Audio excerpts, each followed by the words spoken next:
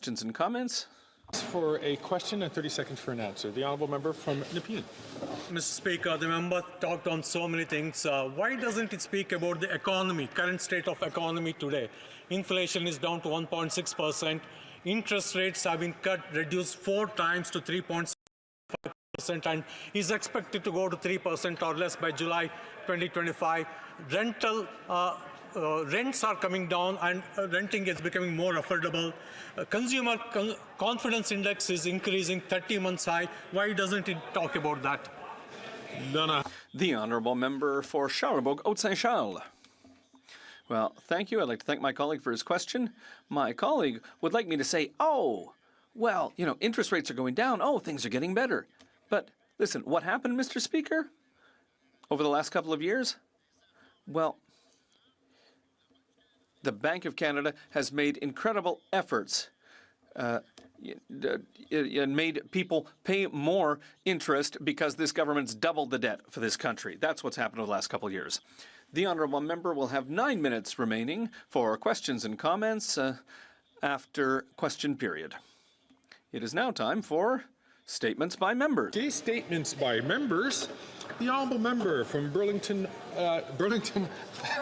Oakville North. Burlington. Thank you, Mr. Speaker. The Marathon of Hope Cancer Centre Networks is a bold collaboration that is bringing precision medicine to Canadian cancer patients. In 2016, Terry Fox Research Institute's founding president and scientific director, Dr. Victor Ling, told me, quote, "We have the roadmap to cure cancer. All we need is $150 million from the federal government," end quote. In Budget 2019, we invested that $150 million to create the Marathon of Hope Cancer Centres Network. Canada's brightest minds are now working with a common vision to revolutionize cancer research in Canada. This week, they're here to talk to parliamentarians about their work, and tomorrow night, we'll be at a reception with Terry Fox's brother Daryl, Dr. Andre Villette, and others to share the good news about their progress. Terry Fox said, "Anything is possible if you try. Dreams are made possible if you try." And because of this, Team Canada of Cancer Research, the dream of a world without cancer is closer than ever. Thank you, Mr. Speaker. The honourable member from Edmonton Riverbend. On World Mental Health Day, Mental Health Research Canada released their landmark collaborative national report titled "A Generation at Risk: The State of Youth Mental Health in Canada." This report brings together research and lived experiences to help us better understand the youth mental health crisis. 3 key takeaways: declining mental health, service gaps and access barriers, and collaborative action. While 19% of youth accessed mental health services last year, an additional 9% are still in need of care but not receiving it. The report outlines key recommendations to improve youth mental health, including enhancing prevention, improving the quality of mental health services, and expanding access. A special thank you to the organizations involved in the report, including Arrow Vert, Jack.org, Kids Help Phone, National Association of Friendship Centres, Strongest Families Institute, Youth in Mind Foundation, Youth Wellness Hubs, and of course, Bell Let's Talk. Thank you all for your continued support in building a future of better mental health for all. The honourable member from Nepean. Mr. Speaker, to house asylum claimants, the City of Ottawa is proposing glorified tents called sprung structures. Their proposed locations are far away at about 20 to 25 kilometers from other support systems needed for asylum seekers. We have to treat people with dignity, and herding them into proposed structure is not the way to accommodate them. Hence, I firmly oppose the City of Ottawa proposal to accommodate asylum seekers in Barhaven using a sprung structure.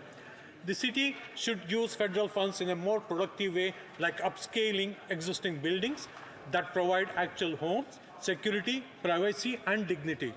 There's significant decrease in the number of asylum seekers. Using funds to create more livable place today means they're available as affordable housing tomorrow. Thank you, Mr. Speaker.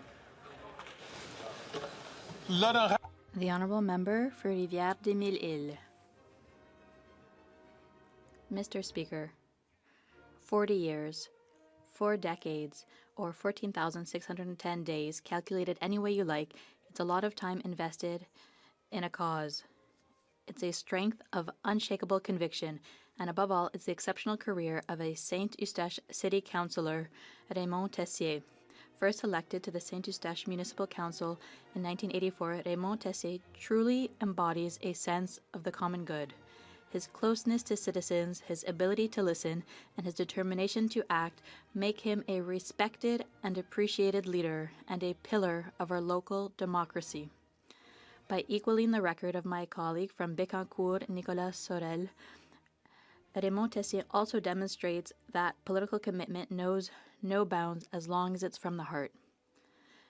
Raymond, I'm convinced that your desire to improve the quality of life of our citizens has allowed you to make your mark and influence, obviously for the better, future generations. Thank you, my friend Raymond, for your dedication and passion.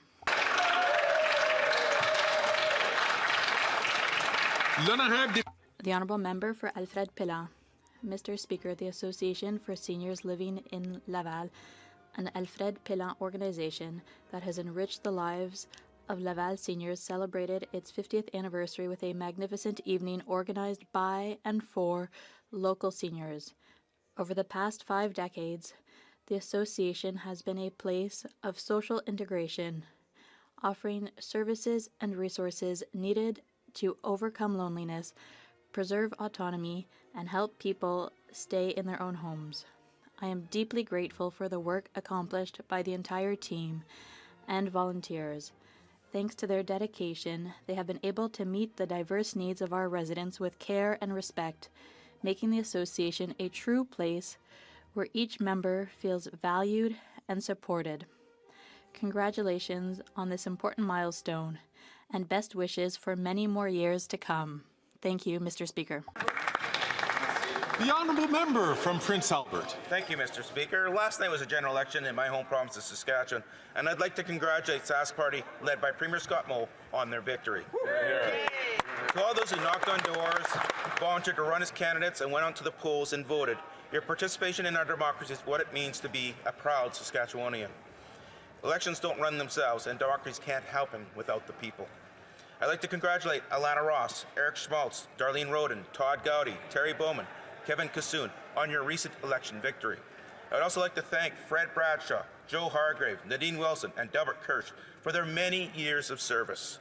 I look forward to working with each and every one of my provincial counterparts, for both new and old faces, to continue to serve the people of Saskatchewan. Thank you, Mr. Speaker. The Honourable Member from Labrador. Thank you, Mr. Speaker. October is Breast Cancer Awareness Month, and each year 28,000 Canadians are diagnosed with breast cancer, and thousands more live with its lasting impact. Breast cancer remains the most commonly diagnosed cancer among Canadian women. As a 2-time survivor of breast cancer, first diagnosed at age 42, I know firsthand the importance of early detection. That is why I've long advocated for reducing the screening age from 50 to 40 in Canada, so women don't have to wait for mammography testing, but rather have choice. I encourage all provinces to follow the lead of the United States and Ontario, Manitoba, British Columbia, Nova Scotia, Prince Edward Island, Newfoundland and Labrador, and the Yukon, which have already reduced mammography screening to age 40. Liberals agree, and so does the Canadian Cancer Society, that we need new national benchmarks to ensure women across the country have access to early screening and detection. Mr. Speaker, I am proof that early detection saves lives, so I encourage all women today, get your mammogram. It could make all the difference in your lives as well. The Honourable Member from Richmond Centre. Mr. Speaker, almost 2 years ago, we learned that several countries, including China, Russia, and India, are trying to interfere in the democratic process in Canada. Last June, the National Security of Intelligence Committee of Parliamentarians tabled a report alleging that certain parliamentarians are unwitting or witting participants in the efforts to interfere by foreign states in Canada's democratic process. There are serious and worrying allegations that have sowed doubt in our democratic institution. Since that time, all opposition leaders except one have chosen to obtain their security clearance to be able to act on foreign interference within their parties. The public inquiry into foreign interference have made clear that every member of this chamber has a responsibility to combat foreign interference in our democracy. I have a simple question for the leader of the Conservative Party. When will he get his security clearance and put the safety of Canadians before partisan politics? The honourable member from Dolphin, Swan River, Neepawa. Mr. Speaker, the Jasper wildfire investigation has uncovered damning evidence that reveals the Liberal government was grossly negligent in protecting Jasper. To cover up his government's failures, the Prime Minister appointed a minister for Jasper's recovery. The Jasper wildfire investigation ordered the minister to testify 20 days ago, but now we learn he is refusing to testify until December. Unbelievable. If the minister in charge of Jasper's recovery takes 2 months to show up at committee, how long will it take him to rebuild Jasper? For years, multiple Liberal environment ministers were warned by experts that Jasper was a tinderbox ready to ignite. As warning letters piled up, so did the deadfall in Jasper National Park. But instead of taking action, the Liberals ignored experts and allowed Jasper to burn. The Jasper wildfire investigation has revealed one thing for sure. The Liberal government is nothing more than fake environmentalists. That's right. Well done. The honourable member from Hamilton Mountain. Speaker, by now we all know that Conservatives prefer to ignore the truth and spread fear. So it should come to no surprise to any of us that the Conservative leader continues to refuse top secret security clearance and a briefing by intelligence officials. He prefers to speculate on what could be true and claims that learning the truth would prevent him from speaking on a topic. Is it because he has problems with the truth?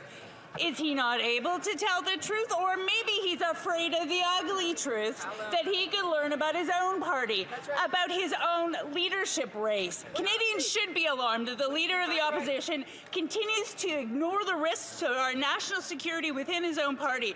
We all want to know, what is he trying to hide?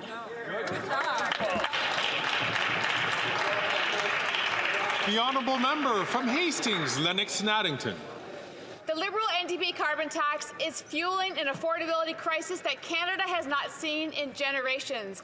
According to Food Banks Canada, a shocking 2 million Canadians use a food bank in a month. And to be clear, it's not just the unemployed or those with limited income who are needing this. Nearly 1 in 5 have full-time work.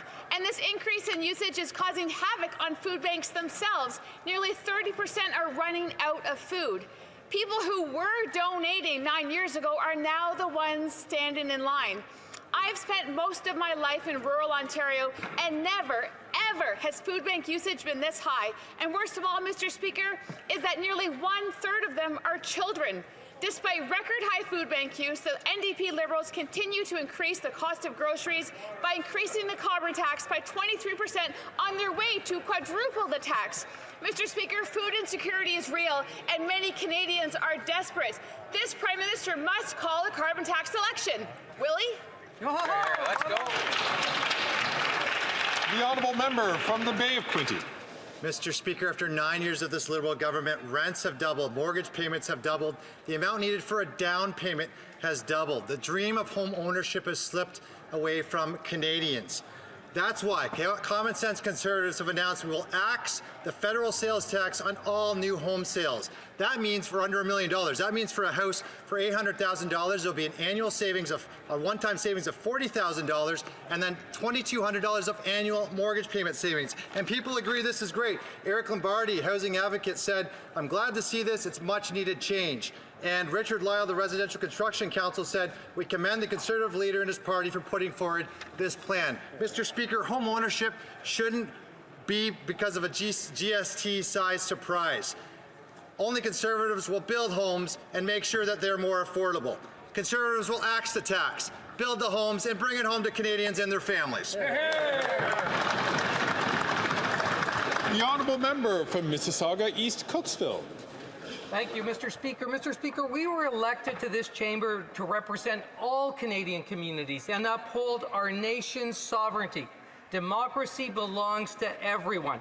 Yet the Conservative leader seems to fight only for Conservatives rather than for all Canadians. Despite aspiring to become Prime Minister, obtaining a security clearance, staying informed, and making decisions based on evidence rather than ideology is the responsible approach. Yet, the Conservative leader is still the only party leader to refuse to get his security clearance and to act on foreign interference in his own party, Mr. Speaker. So I asked the leader of the Conservative Party, why? Why won't he get his security clearance? Who is he trying to protect? And what does he have to hide? Here, here.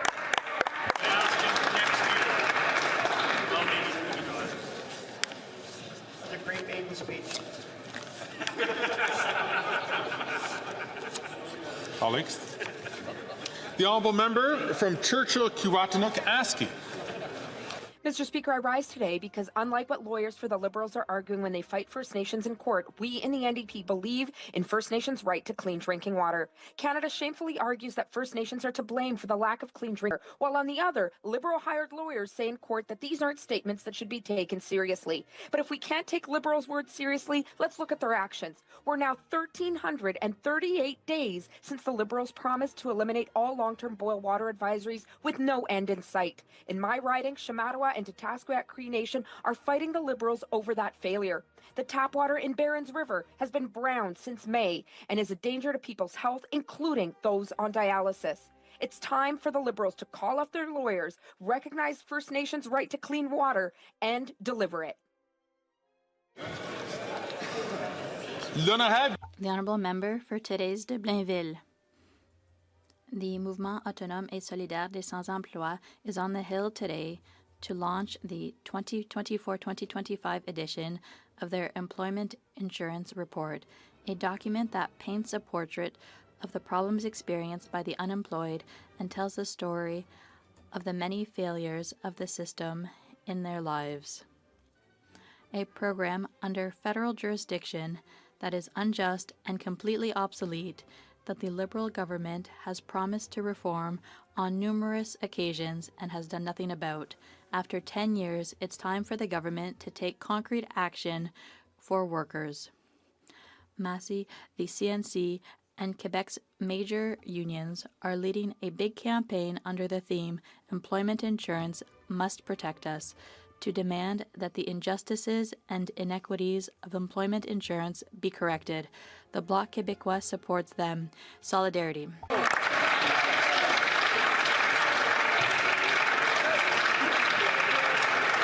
The honourable member from Dufferin-Caledon. After 9 years, these NDP Liberals aren't worth the cost of housing. Rent has doubled. Housing prices have doubled. You used to pay off your mortgage in 25 years. Now it takes 25 years to save for the down payment. Thankfully, Conservatives have a plan.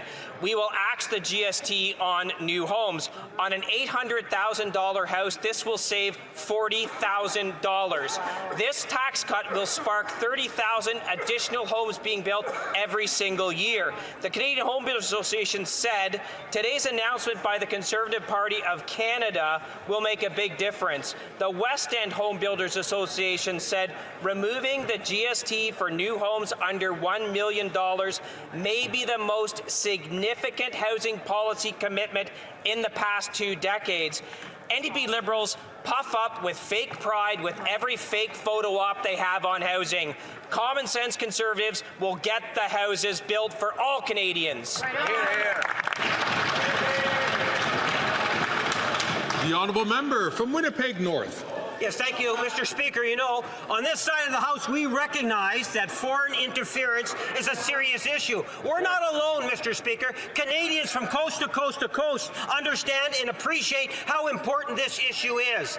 We have the Conservative Party and the leader of the Conservative Party, Mr. Speaker, that is putting his self-interest and the interest of the Conservative Party of Canada over the interest of Canadians, Mr. Speaker. And I find that is very shameful. At the end of the day, the leader of the Green Party, the NDP Party, the Bloc Party, and the Prime Minister all have the security clearance. Only the leader of the Conservative Party of Canada has chosen not to get that security clearance. Why? What is it that the Conservative leader is hiding? Is there something in his past that Canadians should know about, Mr. Speaker? I believe the leader needs to step up, get the security clearance today, or tell Canadians what he is scared of. Hear, hear. Wow.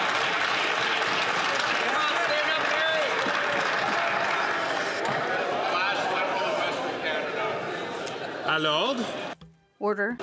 Oral questions. Questions orales. The Honourable Leader of the Opposition.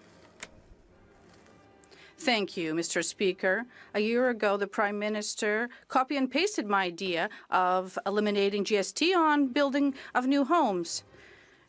But that's the only thing he did because it has just driven up costs. Yesterday, I proposed eliminating GST on houses under $1 million, and the housing advisor of the PM, Mr. Mike Moffat, said that it's the most audacious proposal for middle-class housing ever proposed by a political party. Will he accept my idea? The Right Honourable Prime Minister. Mr. Speaker, when the Leader of the Opposition was the Minister of Housing for Stephen Harper, he failed in his job. He only built 6 affordable housing units across the country. Now he's proposing a program that will cut transfers to municipalities and investments that we're making in infrastructure to build more houses across the country. It's cuts to programs and services that Canadians are counting on, that the Conservatives are offering, and we are investing to build homes across the country for Canadians. The Honourable Leader of the Opposition. We're proposing to eliminate the GST on houses under $1 million.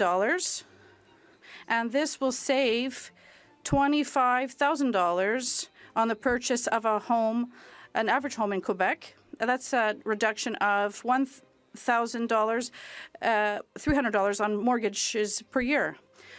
Will the PM send this money to his program? And even his minister saying his program is not building homes. Will he accept my program to cut bureaucracy and taxes to build new homes? The Right Honourable Prime Minister.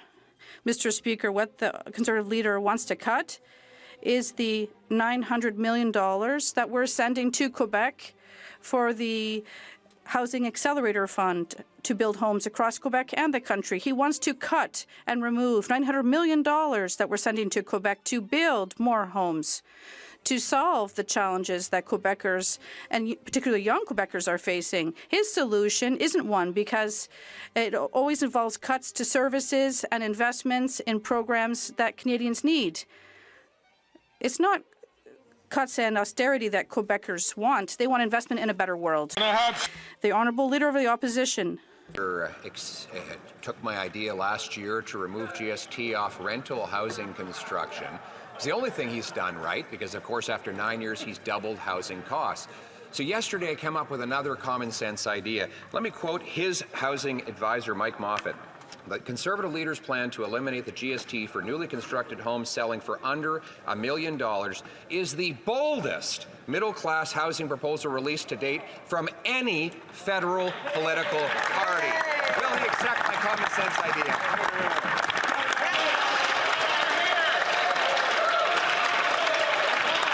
The Right Honourable Prime Minister. Over the decades, Canadians learned the hard way. With Conservative promises, you always have to check the fine print. And the fine print on this one is they're going to cut the investments we're making across the country, working with municipalities to cut red tape, to invest in more housing, to invest in more affordable homes, to accelerate permitting and create densification. He's going to cut the services and programs and investments that Canadians are counting on to solve this housing crisis. That's all he offers, Mr. Speaker. Cuts to the programs and supports that Canadians need, whether it's the Housing Accelerator or housing and infrastructure investments. He's going to build slow homes.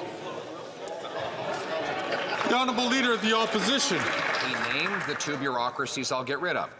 One is ironically named the Housing Infrastructure Fund, $5 billion. How many houses is it built? Zero. How many pieces of infrastructure? Zero. Can you even apply for money for it? No. It's just for bureaucrats. Then there's the Housing Accelerator Fund, which his own Liberal housing minister says the fund doesn't go towards the cost of building houses. It doesn't actually lead to the construction of specific homes.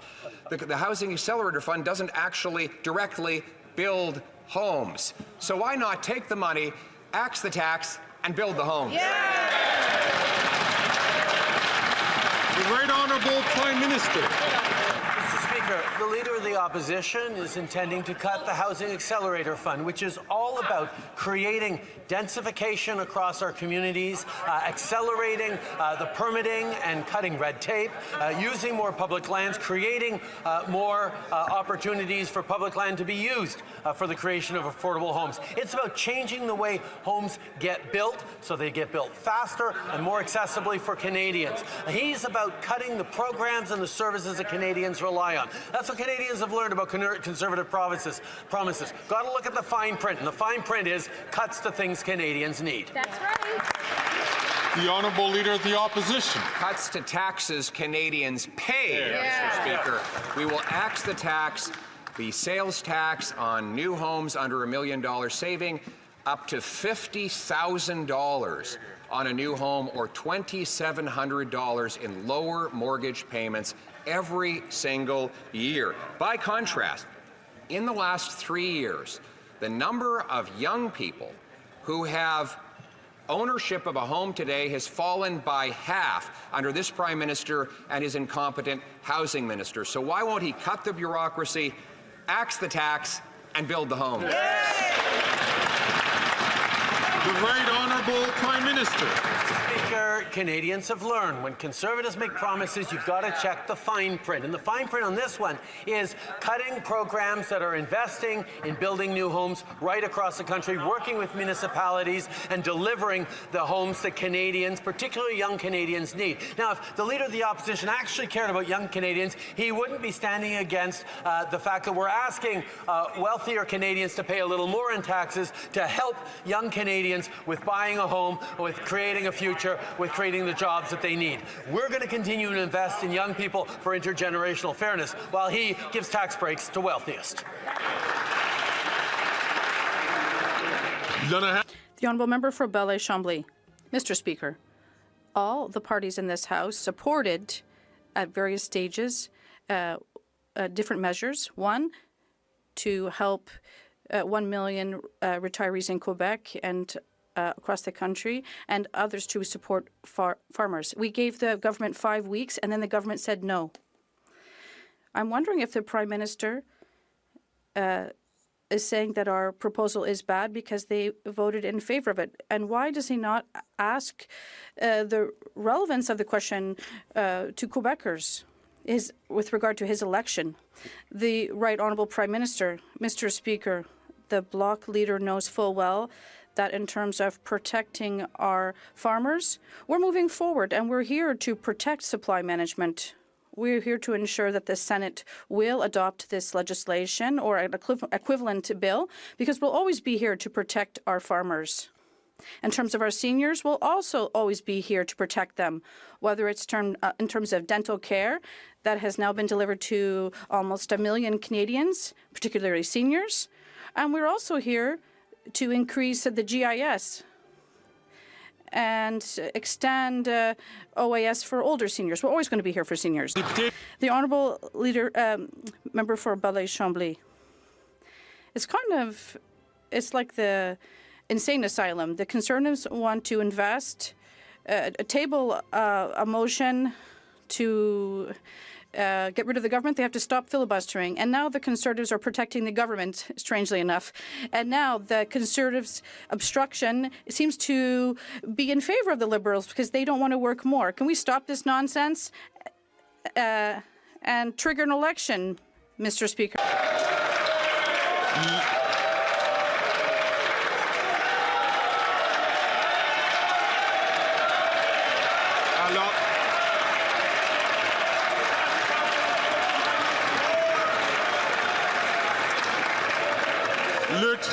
The Right Honourable Prime Minister, we can clearly see who is here in this House to play politics and who's here to work.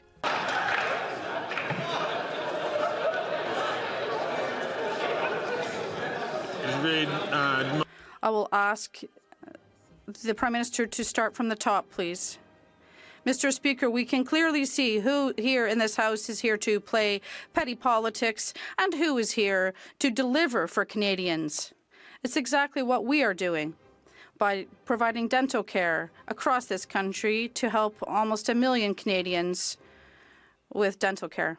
And we have been here to invest in more daycare spots, and we're going to continue to be here to deliver insulin free of charge for people who need it, who cannot afford it, and to provide contraceptives for people who need it. We have work to do, and we are doing it for Canadians. The honourable member from Burnaby South. Rogers is ripping off Canadians with hidden TV box fees. Again, the Conservatives laugh about this while Canadians get ripped off. Very interesting. The Liberals help them do it by allowing the merger, the multi-billion-dollar merger with Shaw. And the Conservatives not only are laughing, but they don't care about it because their Conservative leader gets big checks from Edward Rogers. Oh, that makes sense. I get it now. Wait.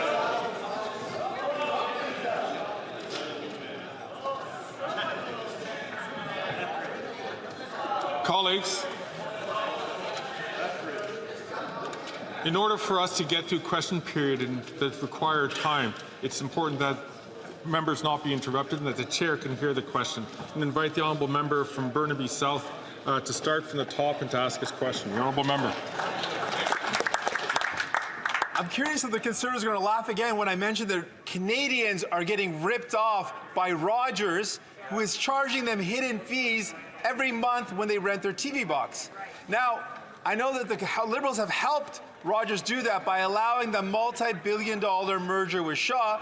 The Conservatives don't care about helping Canadians because their leader gets big checks from Edward Rogers. But my question is to the Prime Minister. Will he commit today to forcing Rogers to reverse these fees or ban them from receiving any federal contracts? The Right Honourable Prime Minister. Mr. Speaker, over the past number of years, we've seen data fees and cell phone fees decrease across this country because of the efforts this government has brought in for more competition and for support for consumers. We know there's always more to do. We're going to continue to hold the telcos to account to deliver high-quality services to Canadians at affordable prices. That's something that we will continue to be there for. The Honourable member for Burnaby South. Allowed a massive merger to happen. In her documentary La Peur au Ventre, Leah Clermont-Dion shows that the anti-abortion movement is gaining ground. She shows how anti-abortionists are pulling Conservative strings. The Liberals, for their part, have not improved access to abortion. When will the Prime Minister finally ensure safe and equitable access to abortion across the country?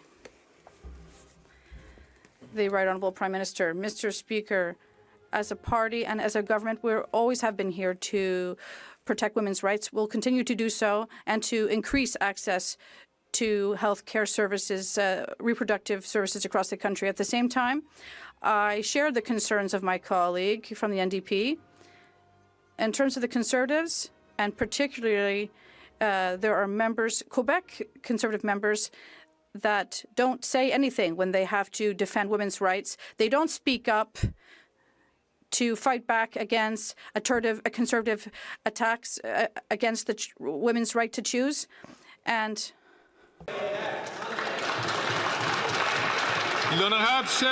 the Honourable Leader of the Opposition. Mr. Speaker, the Bloc has done a flip-flop after voting 188 times to keep this government in power.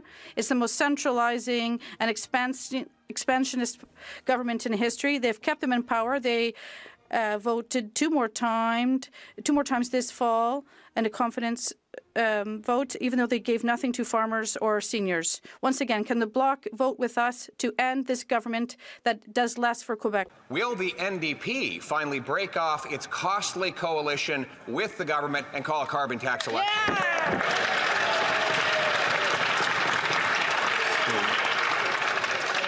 I listened carefully to the question of the Leader of the Opposition. We've been through this before. At some point, the chair is going to have to cut questions if we continue to have questions which don't deal with the administration of government. The Honourable Leader of the Opposition. Mr. Speaker, the very angry housing minister has been up all night trying to dream up some snarky comment in response to the very popular announcement Common Sense Conservatives made yesterday to axe the federal sales tax on homes under $1 million. Something that his own advisor, Dr. Mike Moffat, has said is the most bold announcement of any federal party for middle-class home ownership.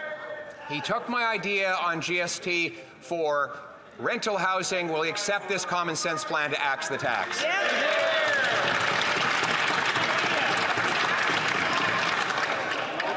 There's a lot of chatter coming. I can only identify the member from New Westminster Burnaby, but I would warn other members, please, to not take the floor unless recognized by the chair. It's important for question period to happen during the time that it's supposed to happen. The Honourable Minister for Infrastructure, Housing and Communities. Mr. Speaker, with all the time and energy he spends on me, I'm going to have to send him a check for the time I've been living rent-free in his head. But I got to tell you, yesterday, make no mistake, the Conservative leader announced he would make multi-billion-dollar cuts to programs that will get homes built in this country. Now, he knows that, and we can agree on that piece. What he doesn't know is his caucus colleagues have been going behind his back, writing me letters advocating for their communities to receive funding through the Housing Accelerator Fund because they believe it will get more homes built. My question for the Conservative members of his caucus, will they have the courage to stand up and tell him he's wrong?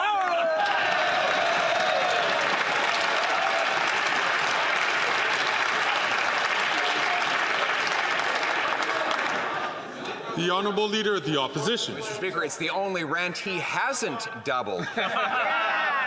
And nobody else has to tell that member that he's wrong because he told himself. This is what he said about his own Housing Accelerator Fund. Let me quote it. The Housing Accelerator Fund doesn't actually go towards the cost of building houses. It doesn't actually lead to the construction of specific homes. The Housing Accelerator Fund doesn't actually directly build homes. And he's right. Since he started forking over these big checks, construction has gone down in the major municipalities that has received it. So will he cut the bureaucracy, axe the tax, and build the home?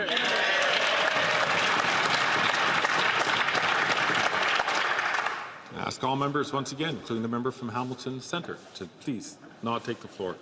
The Honourable Minister for Housing, Infrastructure and Communities.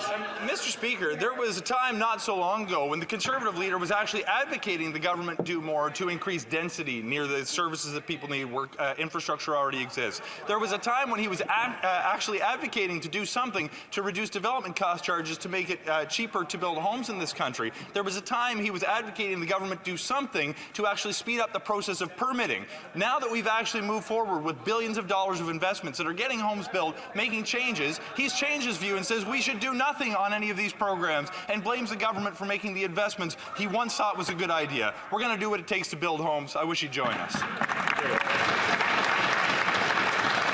The Honourable Leader of the Opposition. Mr. Speaker, he's done precisely the opposite. Since he gave Toronto $500 million, that city hall has jacked up development taxes by 40%. No wonder construction is down 20%.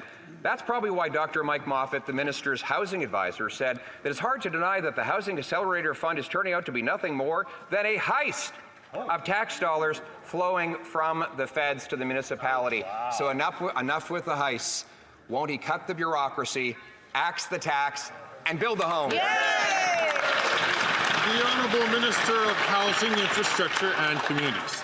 Mr. Speaker, I sometimes ask myself where they found this guy. He twists the facts to suit his narrative whenever he wants. It's almost like the Conservative Party, when looking for a new leader, hopped on Temu, typed in far-right Conservative, and then spit this guy out instead. He opposes investments in affordable housing. He borrows lessons from his cousins south of the border when he opposes birth control for women.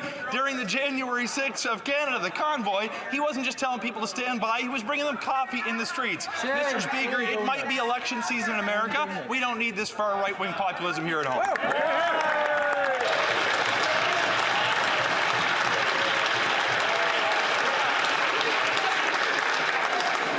The Order.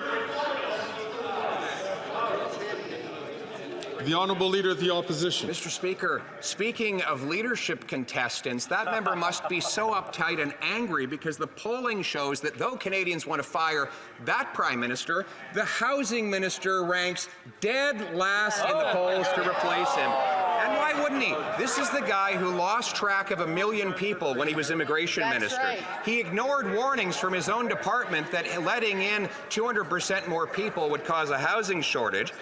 And his own government spent the last week trashing his entire immigration record. How can arrogance and incompetence so comfortably reside in one man? Yeah!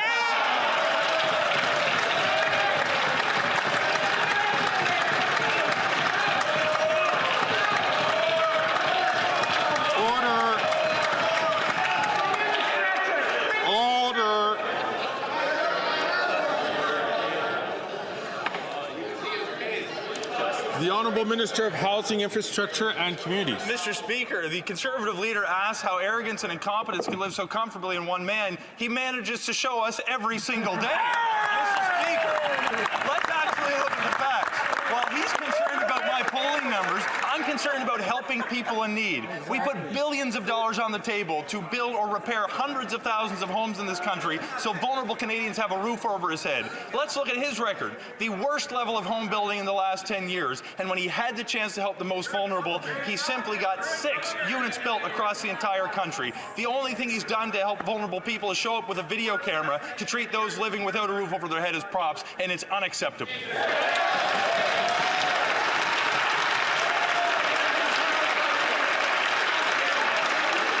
The Honourable Leader of the Opposition. Mr. Speaker, the sum total of the chaos in our immigration system that happened under this government happened while he was the minister. Yeah. His own subsequent Liberal successor has now denounced him and blamed him and his policies for the housing shortfall we have today.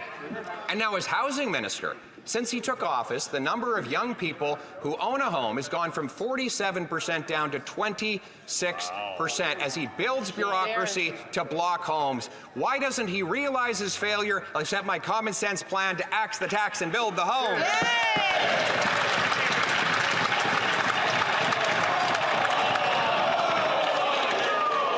The Honourable Minister for Immigration, Refugees and Citizenship. À l'ordre, s'il vous plaît. Order, please. The Honourable Minister. Mr. Speaker, the Leader of the Opposition has said there's been consensus on immigration for 150 years. That means he's okay with the Chinese head tax. That means he's okay with not letting Jews in after the Second World War. That means, Mr. Speaker, that he's okay, and we know it already. He was in cabinet. He was okay with the barbaric practices snitch line. How does he want to fix things, Mr. Speaker? He wants to use math. Well, the last time he used math, he was the housing minister, and he could barely count to 6.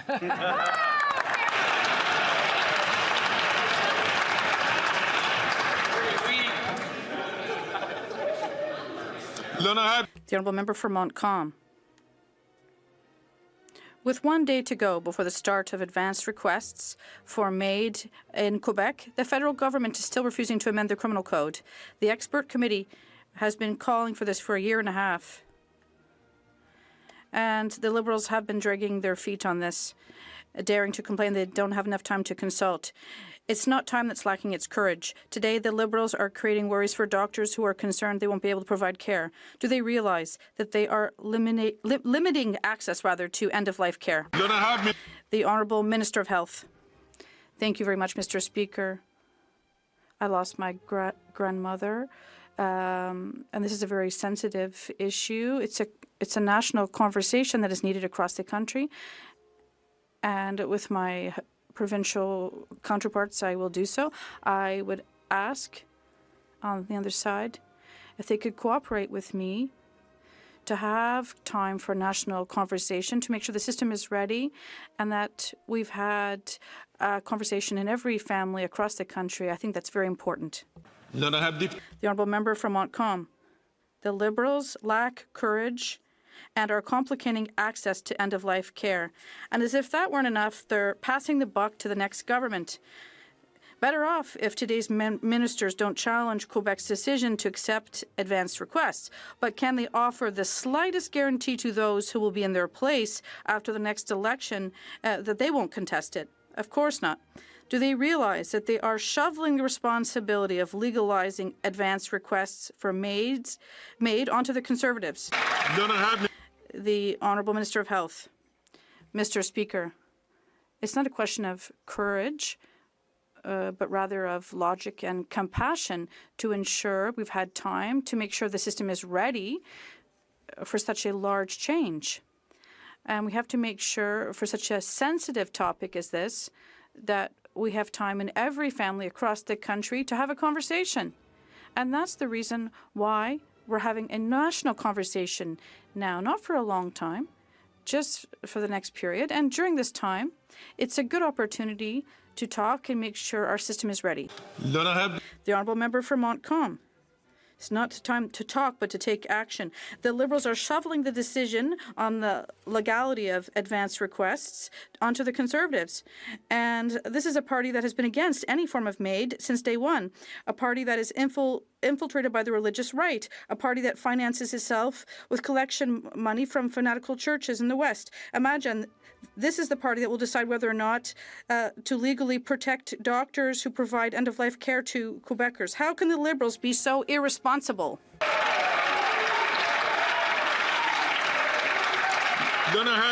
The Honourable Minister of Health. Mr. Speaker, what's irresponsible is to take action without having the opportunity to make sure that the system is ready. And for me, this is absolutely essential. And that is why we're having a conversation across the country, not for a long time, just for a few months. For the entire history of our country, so it's illogical to take a few months to make sure the system is ready. We're having a conversation where all people in every family across the country can participate. From Calgary, Nose Hill. Mr. Speaker, I was dismayed that earlier in question period, in response to the Leader of the Opposition's question on housing, the Minister of Housing treated these questions like they were a joke. The reality, no, seriously, listen to them laugh now.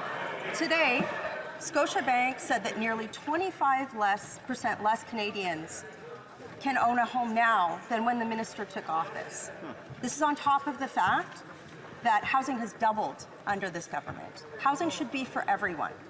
Will the minister commit to axing the federal GST on new homes so that young Canadians can afford them? The Honourable Minister for Housing, Infrastructure and Communities. Mr. Speaker, I thank the honourable member for her question. And to be clear, what the Conservative Party announced yesterday was billions of dollars worth of cuts to programs that are actually going to get homes built in this country. While she has portrayed herself as having a moral high ground in her question, I would remind her that it is a Conservative leader who showed up in Niagara with a video crew so he could call a woman's home a shack. It was her leader who goes to encampments across this country, not to see what he can do to help people, to put them in the background of his social media videos for likes. Mr. Speaker, people who are unhoused are not political props. They are human beings that deserve to be treated with respect and dignity.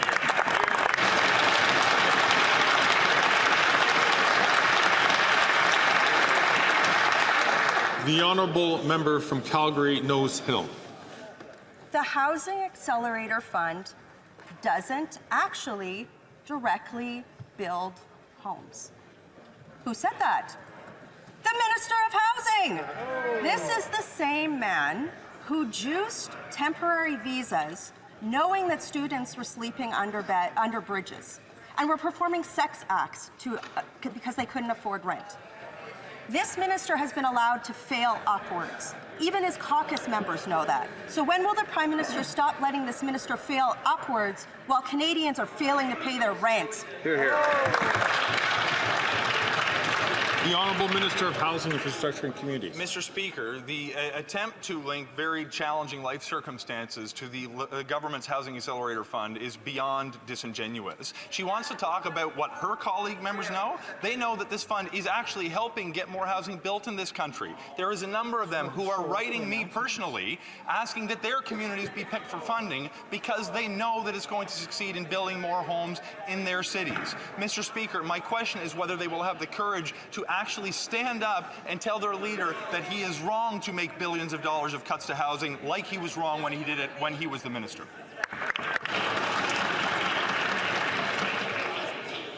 The Honourable Member for Bellechasse, Les Aides-Chemin-Lévis. After 9 years, the Bloc Liberal government has broken home ownership with rents and mortgage payments doubling. Today, 80% of Canadians believe that home ownership is reserved for the very rich. The Conservative leader is proposing to axe the GST on new homes, which will save $40,000 in mortgage payments on an $800,000 home. Will the government implement this proposal or continue to burden Canadians with ineffective programs, Mr. Speaker? The Honourable Minister of Tourism and Economic Development. Thank you, Mr. Speaker. I just want to be clear. What the Conservative Party is proposed yesterday is to cut the building of 8,000 affordable housing units in Quebec. I want to know if this member from Quebec, well, how they explain this to Quebecers, that they're cutting 8,000 affordable housing units. That's what this proposal would mean. The Honourable Member for Bellechasse-les-Chemin-Lévis. Mr. Speaker, believe me, the Conservative leader built 195,000 new houses when he was a housing minister, which proves his competence. However, the Liberals continue to show their incompetence by doubling the cost of mortgage. When is the government going to allow Canadians to choose a common sense option to please Canadians by launching an election? The Honourable Minister of Tourism and Economic Development. Mr. Speaker, you know, when we talk about a housing crisis, we talk about housing supply, and this means affordable and social housing. Mr. Speaker, it's great that they're boasting about building housing, but we have built social housing that was affordable as well. And I repeat, Mr. Speaker, to the Conservative Party, 6 is the number of social housing units that they built. And when my family and I were looking for housing under the Conservative reign, we didn't find any social housing because they don't care about vulnerable people, and they don't care if people can pay for housing. The Honourable Member from Victoria. It's our body, our lives, our choice. Abortion care is health care. But the Liberals keep letting Conservative premiers erode access, while these Conservatives creep anti-choice legislation into Canada. Conservative cuts mean no family doctors, no midwives, no nurses to staff clinics. This isn't real access. Everyone should be able to get health care when they need it, including abortion care. Will the Liberals enforce the Canada Health Act to stop Conservative attacks on abortion? The Honourable Minister for Women and Gender Equality.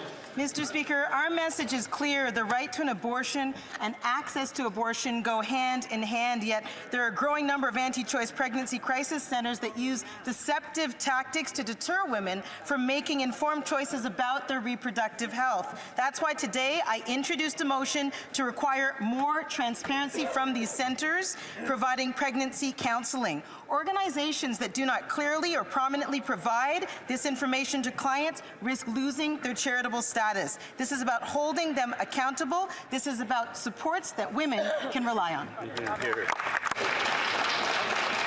The Honourable Member from Skeena, Bulkley Valley.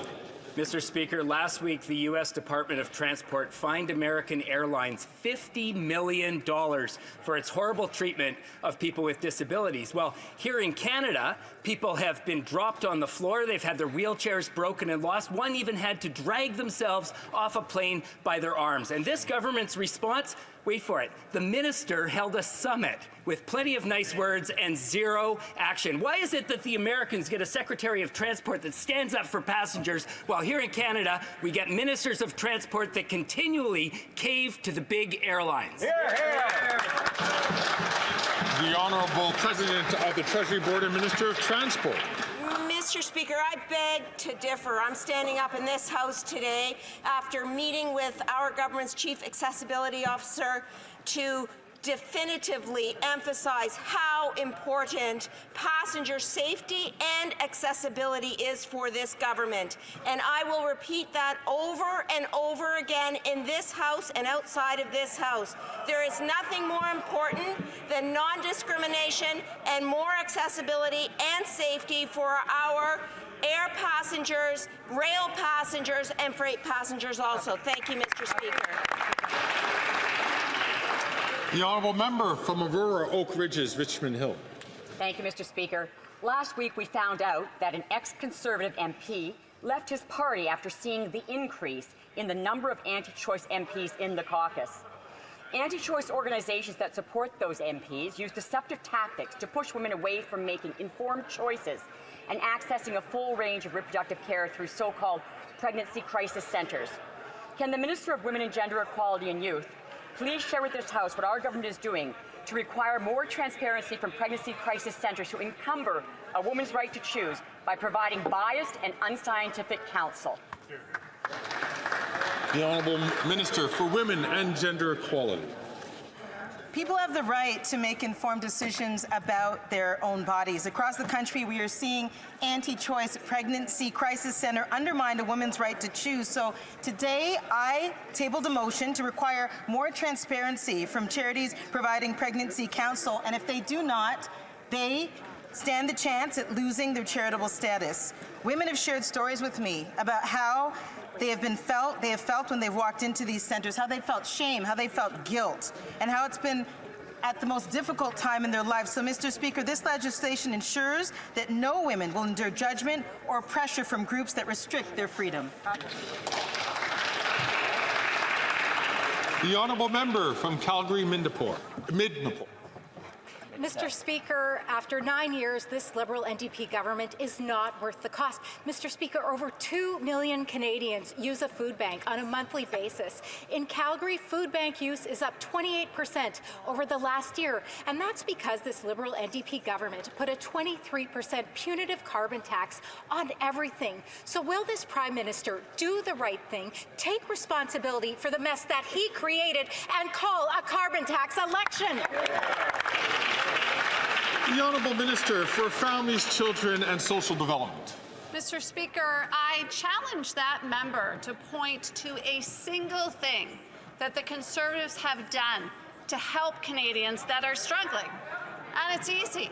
She can't, Mr. Speaker.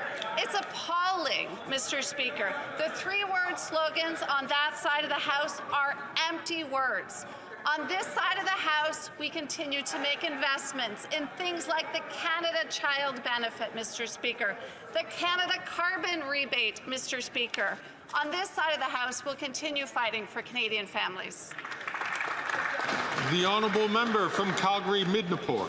Mr. Speaker, the numbers don't lie. The Calgary Food Bank paid $10,000 in carbon tax, and that was to facilitate 41,000 visits. And that's because food bank use is up 300% since 2019, the year that the Liberal NDP government implemented their punitive carbon tax. So will the Prime Minister do the right thing, take responsibility for the mess that he created for the Canadians that he drove to the food bank, and call a carbon tax election?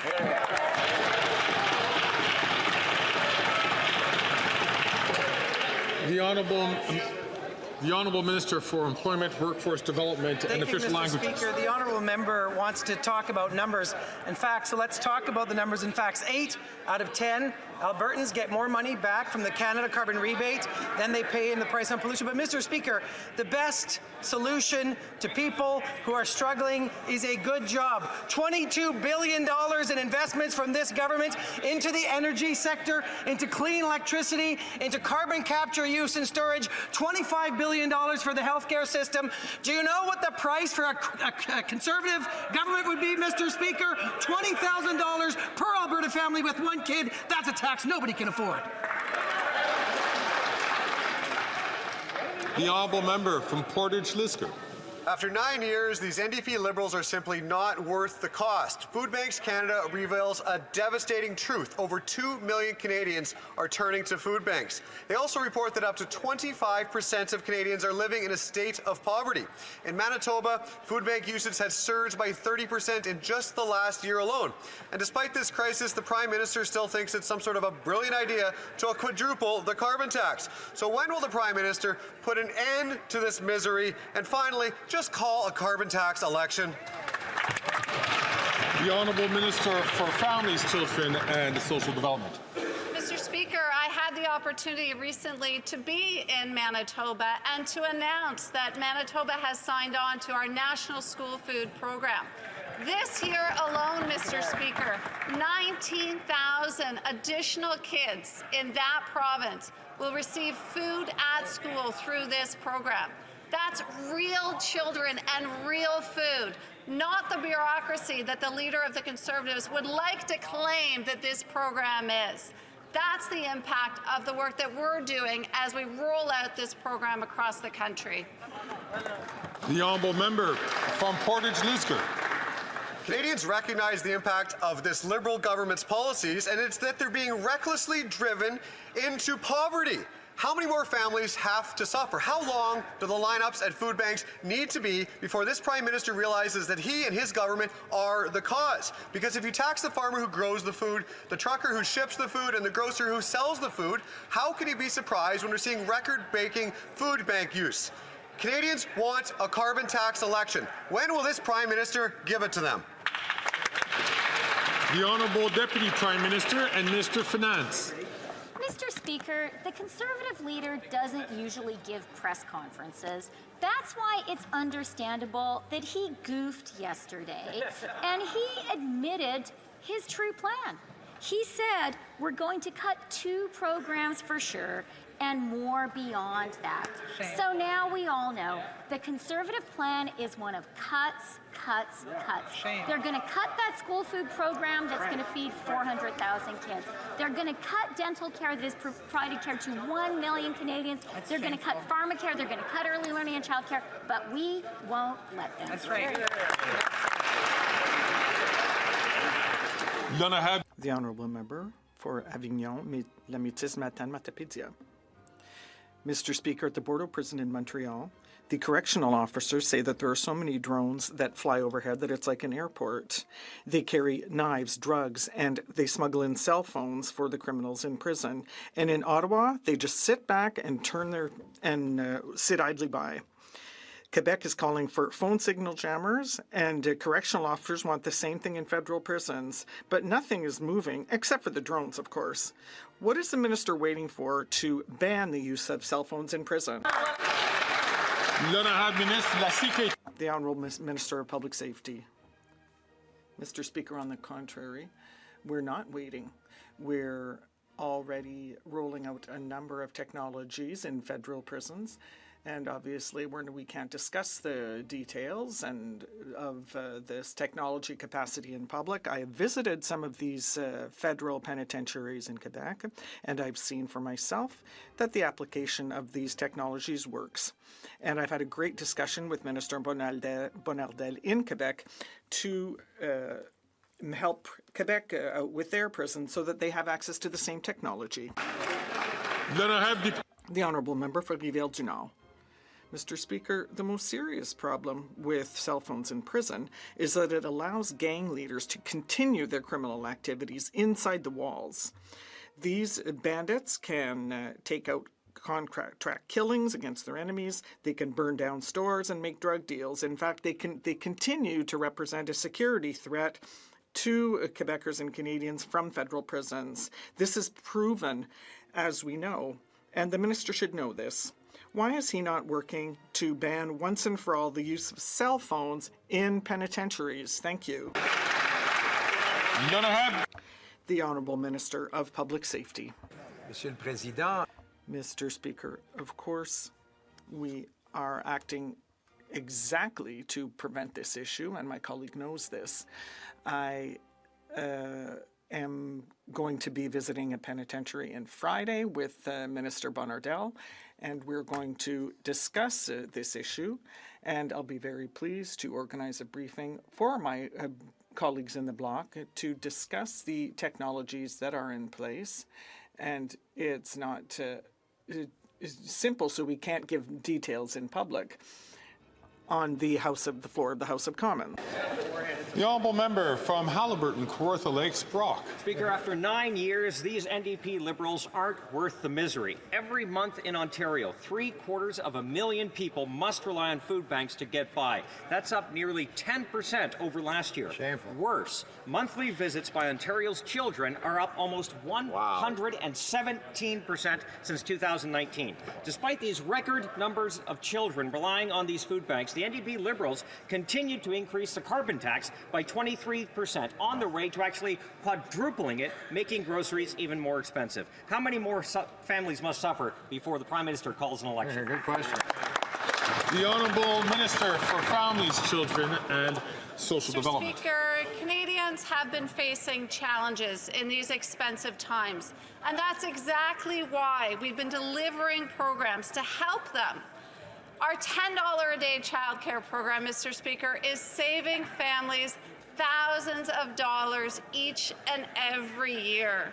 The National School Food Program, Mr. Speaker, which will see 400,000 additional kids receive food at school.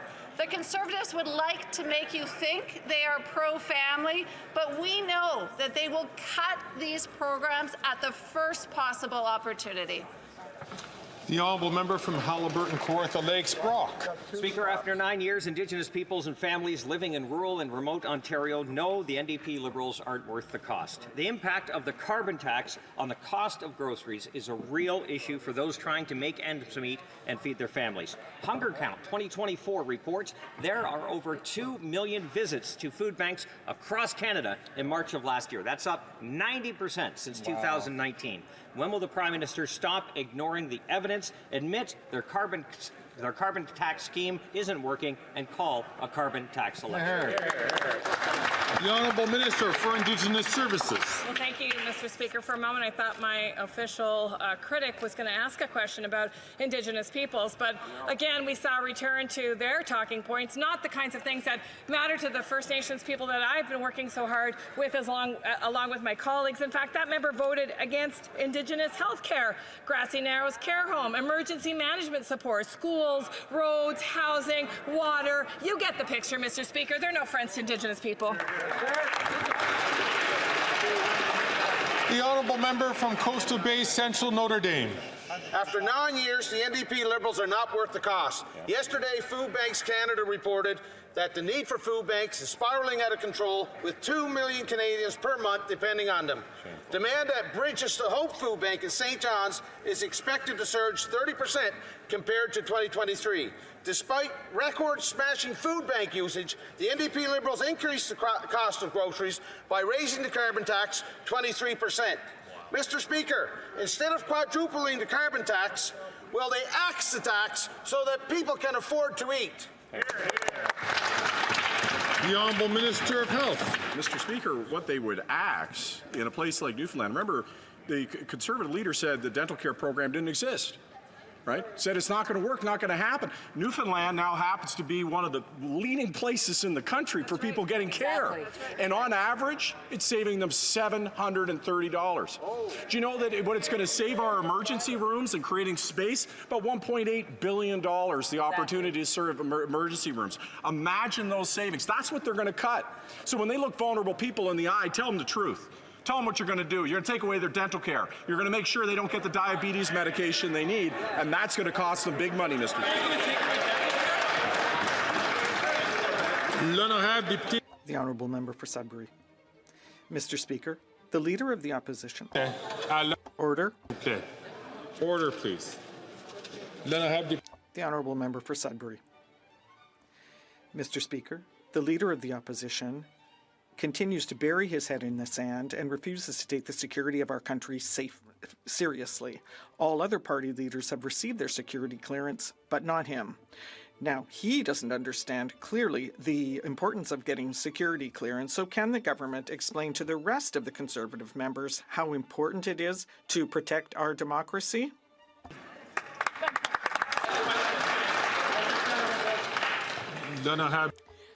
The Honourable Minister of the Environment and Climate Change. Thank you, Mr. Speaker, and I'd like to thank the member for Sudbury for her question. Our government recognizes the importance of protecting our country and our democratic institutions from the threat of foreign interference. That is why we offered all party leaders their security clearance. Now, the Conservative leader is the only one who is shirking his obligations. Why? Because if he had nothing to hide from Canadians, he would get his security clearance and his top secret briefing. Unfortunately, the Conservative leader is only in Ottawa to do what he's done best for 20 years. That is, serve his own interests at the expense of Canadians and their safety.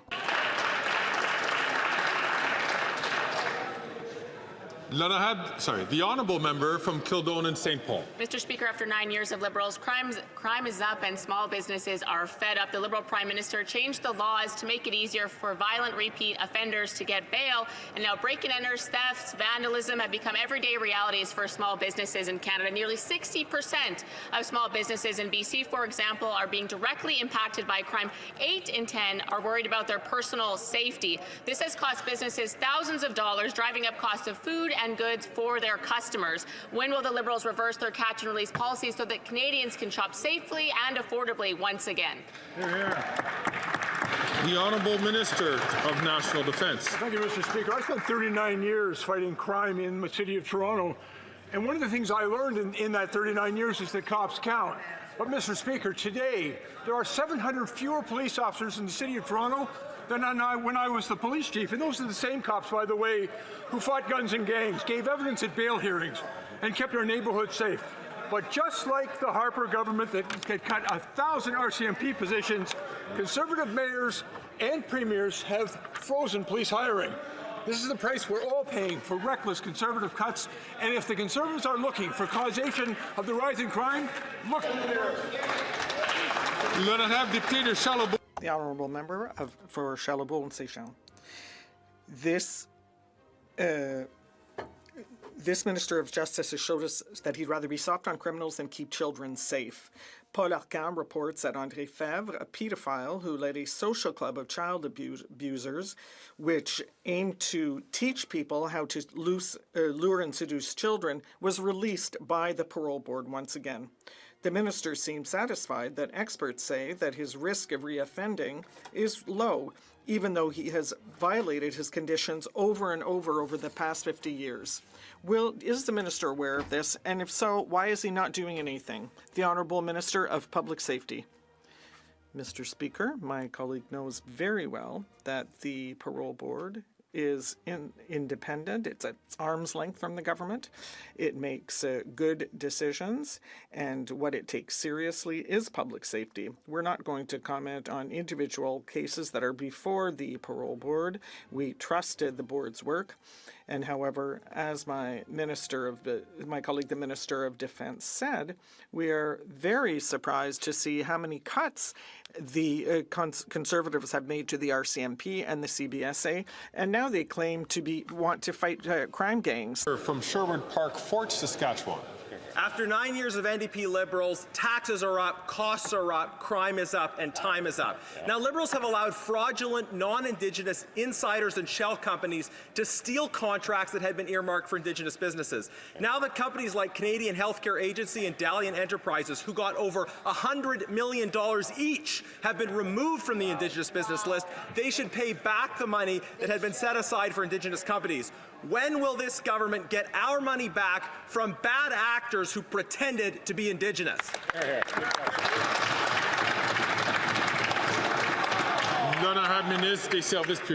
The Honourable Minister of Public Services. Thank you, Mr. Speaker. My colleague knows full well that audits are done regularly to ensure that things are done properly. What my colleague has not said, though, is whether he is in favor of these targets to be granted to Indigenous businesses. Order. The honourable member from St. John's East. Mr. Speaker, protecting a woman's right to control her own body includes access to clear and transparent choices in health care.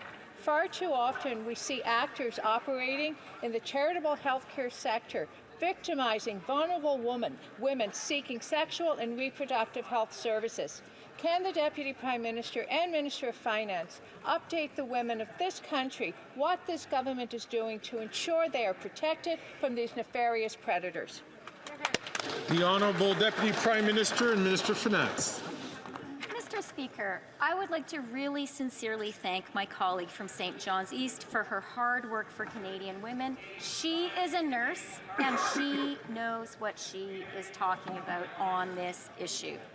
Today, we introduced legislation that would deny charitable status to centres that fail to disclose services they do or do not offer. This is about telling the truth. It is about women and girls across our country having control of their own bodies. That is what our government is proud to stand up for. Thank you, Mr. Speaker. The honourable member from Edmonton Strathcona. Mr. Speaker, this week the Israeli Parliament banned UNRWA from operating in Israel-occupied East Jerusalem and designated this life-saving organization. Colleagues, I need to hear the question. The honourable member from Edmonton Strathcona for the top, please. Mr. Speaker, this week the Israeli Parliament banned UNRWA from operating in Israel and occupied East Jerusalem and designated this life-saving organization as a terrorist organization. Millions of Palestinians are living through hell and they need aid, and there is no aid organization that can do what UNRWA can do on the ground. Canada must act now. We cannot tolerate these outrageous attacks on the United Nations and international law. Will the government finally sanction Netanyahu and his extremist cabinet?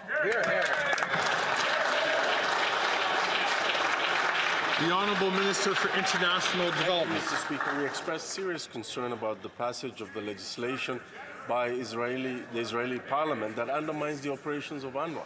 As the member opposite has stated, UNRWA is the backbone of the humanitarian response that supports over 2 million civilians in Gaza, Palestinian civilians. This poses a significant risk and an obstacle to more aid going in. We urge the Israeli government to allow UNRWA and the organizations that depend on UNRWA's network to do the work that is necessary to continue to deliver aid without obstruction. Thank you very much. The honourable member from Burnaby South. That response did not respect the seriousness of what's going on and the dire situation that's going on. I want to take a moment now and talk about an event that's one of the premier events in Toronto, something that so many people come to, brings millions of people together, creates thousands of jobs. It's the Toronto Caribbean Carnival. It is one of the most important events in Toronto, but sadly, because of Liberal government underfunding, this festival is at serious risk. So will the Prime Minister commit today to the appropriate level of funding to protect this vital festival that celebrates Caribbean culture and the Caribbean diaspora in the GTA? The Honourable Minister for Diversity, Inclusion and Youth. Mr. Speaker, for the last few years, this government and our government have been proud to support the Toronto Caribbean Festival. That's something that brings hundreds of thousands of people from around the world to the city of Toronto, and we're going to continue to work with the organization to support the work that they do in bringing and celebrating the Caribbean Festival in this country. Thank you, Mr. Speaker. Colleagues, it being 3:17. The Honourable Minister is rising. On a point of order, Mr. Speaker, while my colleague was answering a question, the member for Charlebourg. I don't know what happened. I think they were planning on going and then they went, even though they had one more guy left. Am I really loud, by the way? And I gotta adjust the noise. I have fans and dehumidifiers going in the background. These are the holdovers from Helene and Milton. But that was fun. Question period. We were expecting a possible trigger of election. I don't think it happened. But we're learning more every time we stream this Canadian Parliament. I'm enjoying it. It's a lot less sterile than American politics. So with that said, like I said, I like to say fight brain rot. Subscribe for more. If you want a mug, a little mug, DaveTheLawyer.store. Coffee addicts. Let's do it. Assemble. Coffee addicts, assemble. All right, everybody. Thank you very much. I have a little bit of work to do. No sound, normal sound. All good? I don't know. Yeah, we're going.